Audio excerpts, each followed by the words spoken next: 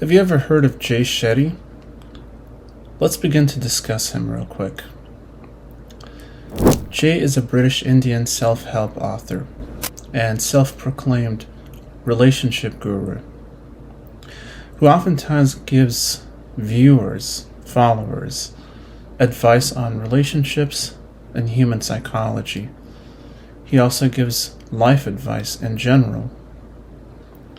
A little bit of background information on Jay. Jay was born on September 6, 1987, in London, to an Indian family who practices Hinduism. No doubt, this really influences his philosophy, because a lot of his philosophy originally comes from the Hindu religion, which is oftentimes known, very well known in fact, for its New Age and New Thought philosophical views on life. We can obviously see this effect in our society today in movements like manifestation, visualization, etc. So they've really captured the minds and hearts of so many people today. Jay has a podcast that is named On Purpose, and it's a very popular podcast as well. It currently has around 15.5 million followers on Instagram. Jay does, not the podcast.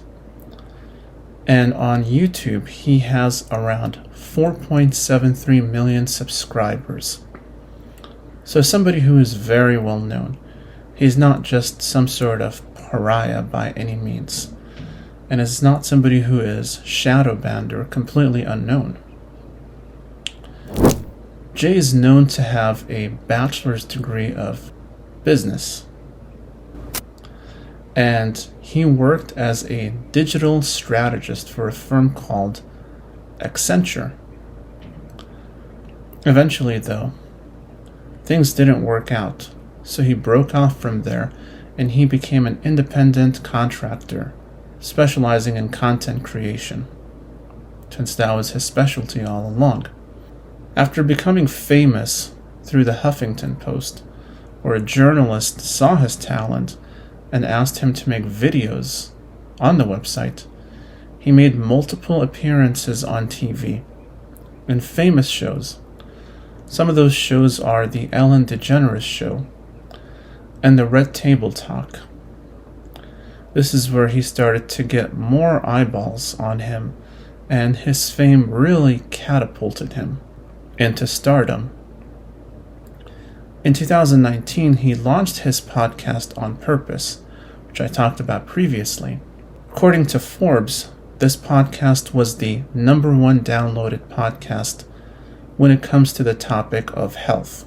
It's very ironic, but I will explain why later on in the video. Now here's why I'm talking about Jay Shetty. Why Jay Shetty out of all the people that I can talk about? The point of interest for me was when he interviewed current US President Joe Biden on July 2023, discussing legislation about mental health. He was asking President Biden his views and any other plans about promotion of mental health in American society. Now, this strikes me as a little bit odd because I wonder what kind of credentials Jay has in order to speak so authoritatively about this issue, the topic of mental health. How much knowledge does he have on this topic?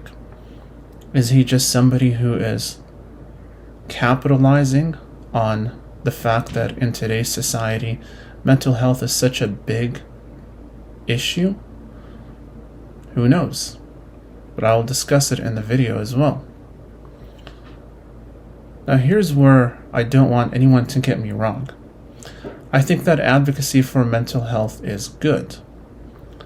But the problem that I have with Jay is that he assumes the role of mental health professional or expert, and this oftentimes is manifested in his podcast, where he gives relationship and life advice to many people, many of which just eat up that advice and take it as gospel truth. That is something that is very dangerous, and I'm not sure if his followers are aware of it or not, or maybe they are, but they just don't care, because he has a magnetic personality that has just really captured them. Let's talk about his book, How to Think Like a Monk, which was published in 2020. Most of it tackles stress reduction, and he gives advice on how to do that. A lot of the data, quote unquote, that he uses mostly comes not from clinical experience or knowledge about psychological science, but rather it comes from his 3 years of experience as a monk in an Indian ashram, which was not publicly disclosed as far as its location is concerned. So he was operating based on very limited data, such as personal experience. Some of his public quotes include, "Learning to love in the way someone wants to be loved is far more the definition of love than just loving in any way." I'm not really sure what that means. Maybe he didn't think through this quote before he said it. This quote constitutes what most people would say, or some people at least would say, a word salad. He's very well known to make a lot of statements and engage in dialogue, trying to dress up his philosophy in big words, giving it some sort of authority, which I will talk about more. Another quote of his is, "If you know what you need, you will find the answers when you read." Again, while this comment has some truth in it, it's not merely through reading that one acquires knowledge, especially knowledge that is specifically designed to help you grow. Rather, it's through exploring the depths of our minds and souls, wrestling through different life issues, and challenging ourselves by challenging our dysfunctional beliefs and changing those beliefs when they don't suit us to ones that do suit us. It's oftentimes then that we grow. This is something absent from his positive mindset, obsessed self-talk that he teaches his followers to engage in. Now let me move on to my analysis of Jay. While his advice is oftentimes simplistic, can make it easier to market it to a wider audience, oftentimes it's very hollow, shallow, and lacks any substantive meaning, just based on the quotes that I provided so far. Jay is oftentimes known for taking very basic concepts and dressing them up in fancy words, making the communication of such topics more difficult than it actually has to. So in other words, he's not really providing any value by talking so much. He's just muddying something that does not need to be muddied that much. This is done in order to convey a sense of authority, something that he clearly doesn't have, at least when it comes to mental health. It helps that he's able to use a lot of words to explain things that don't really need to be explained, but he does it anyways because maybe it makes him feel like he's intelligent or superior or knows what he's talking about. Certainly that business degree is helping him a lot, as we can see. It's also evident that his advice is heavily influenced by his experiences in the Indian ashram, where he spent a long time as a monk. While some aspects of Eastern philosophy can definitely be useful, such as meditation, even though I'd argue there's dubious evidence to support that meditation is very useful, on the whole, it's not supported by scientific evidence, since it's based on mostly intuition and mystical thinking, rather than systematic collection of data and solid scientific theory.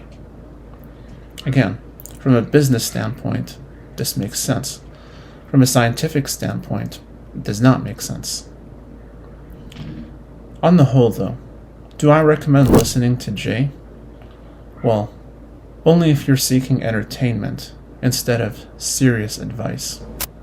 Jay is one of the least qualified individuals to speak about mental health, and he should acknowledge it on his podcast and in general, instead of pretending to be an expert and deceiving his followers and viewers. He does have potential, but it's definitely not in relationship topics, maybe in digital marketing and social media growth. Since he has experience in that area, that was very useful and ultimately helped him to launch his career as a podcaster and a YouTuber and a self-help author. As a shrewd businessman, like I mentioned, he definitely capitalized on the current market, which seems to be overly saturated with relationship and psychological topics. And he dressed himself up as an expert in this area, who many people foolishly take seriously.